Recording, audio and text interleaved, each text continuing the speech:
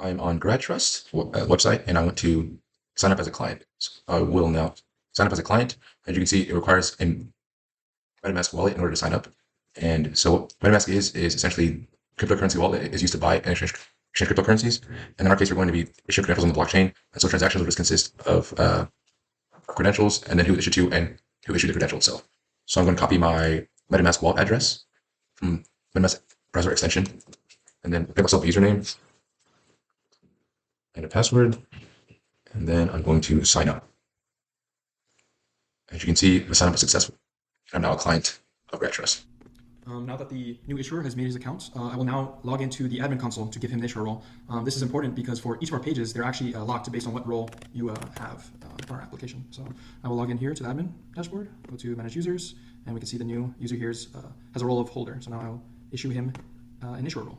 As you can see, that has successfully been done. Now I'm going to sign back in to GradTrust now that I'm notified that my role has been updated to issuer. And as an issuer, there's some extra steps I need to take in order to be able to issue credentials on the blockchain. So as you can see, I've signed in and I now access the issuer page, and I can't access the admin page because I'm not admin. So issuer page.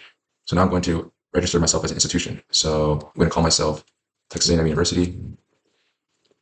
And then I need to connect my wallet. And it's already here because I connected earlier and it hashed my wallet address in my browser. And so that's why this is not empty right now. So as you can see, all connected successfully. And now when I register myself as an institution, I have to MetaMask sign my address and name, a pair of that signed together, my private key for my MetaMask wallet. And that will ensure that I'm a verified issuer.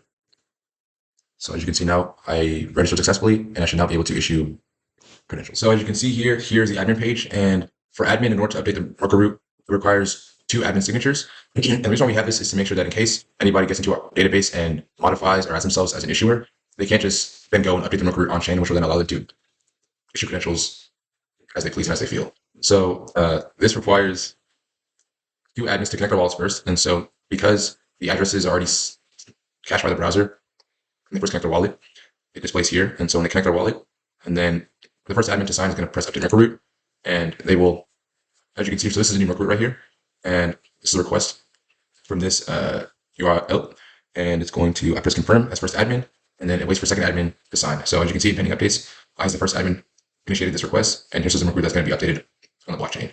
And so now it waits for second admin to sign. And once second admin signs, the transaction is then sent to the blockchain. And once they receive the receipt from the blockchain, he'll then emit that receipt to WebSocket, and then on my side, I will display the receipt as well.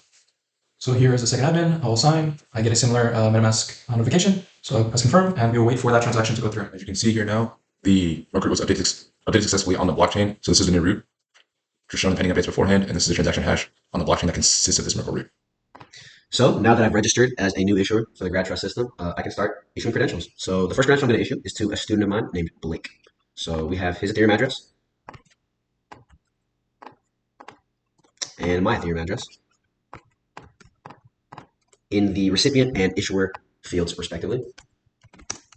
Then I'll put my institution name in and the metadata that describes what the credential actually is.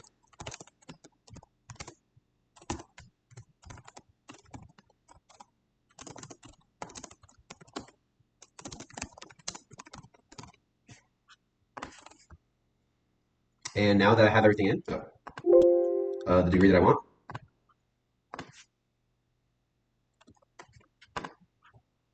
and now I can issue the credential.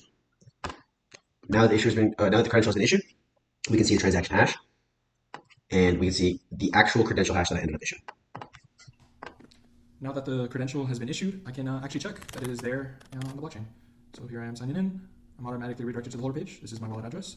And we can see here that the credential that was just issued is in fact there on the blockchain. You can see the issuer's address that did so, and the time that it was done, which is around 6:40. Also the credential hash. An added feature of our application also includes verifying a specific credential.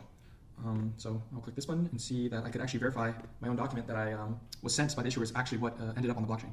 So I'll go here, select the degree that was issued to me, and select the issuer that issued this credential. And as you can see, it verified that this document specifically was issued by this issuer in our system. So as a verifier, I've gotten an application from somebody, and I want to make sure that they have all the credentials that they say they do in their resume. They sent me their Ethereum wallet address as well, so we're going to take a look at that.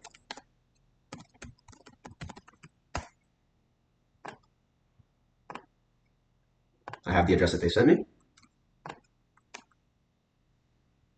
And it is great to see that Mr. Blake Dejohn does actually have a credential on the blockchain. We have also expanded our system with a physical implementation with the use of NFC cards to accommodate career fair-like use cases. Hello, I'm Blake. I'd like to apply for your company. Can I see your credentials? Sure.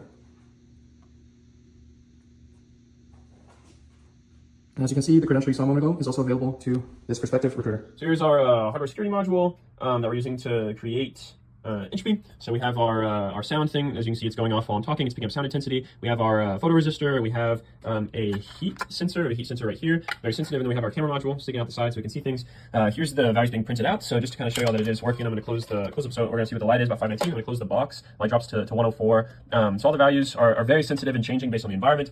How we're extracting entropy from this is the first 6 bytes of the entropy array are extracted from light, sound, and temperature. And so, for example, if we have our light value and we convert that decimal value to a binary value, and we are extracting 8 bits at a time for each byte that it's getting to decide. So we'll extract, but we're not just extracting like 0 through 8. We're using a shift that's kind of arbitrarily decided. So one might be shifted by 4, and then it's bitwise ANDed with the value to extract those bits. And then the other one might be shifted by 8 or 2 or whatever number we kind of decide. And then it's also bitwise ANDed to extract those values. And then whatever 8 bits are extracted, we're doing a bitwise XOR with the value that is already stored at that index in the entropy maintenance matrix to make it really random. So we're doing that with light, sound, and temperature. And then for camera, we're doing something similar, except we are arbitrarily picking an index based on its column value times its row value times an unspecified constant, and then we can maybe do some division just to get a value that's between the remaining indexes in the entropy array. And then we're doing a similar thing once we have that value and we shift it, we can do a bitwise XOR with the existing value in the entropy array, so that every value here is completely random based on our environmental output. And so we're making this API available by reading from the serial port, looking for whatever value is after entropy, and then making that available through our API.